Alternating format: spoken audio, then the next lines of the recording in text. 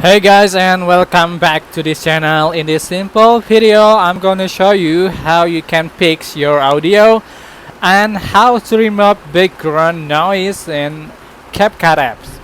So for example, I already have the audio here, and to fix the audio and remove the background noise, you can select the audio and you can find the several options at the bottom. So um, you can adjust the sound volume. You can increase, select the volume. You can increase the volume if the audio is low. Okay, and you can lower the volume if the sound is too high. Okay, just click check mark.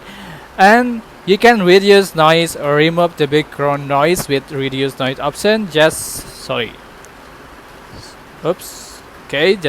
the reduce noise and just turn on the reduce noise and then Hey guys, and you can listen to the result again after editing. So that's it. I hope this tutorial was helpful for you guys. Don't forget to like, comment, share, and also subscribe to this channel if you haven't done that already. Thank you so much for watching.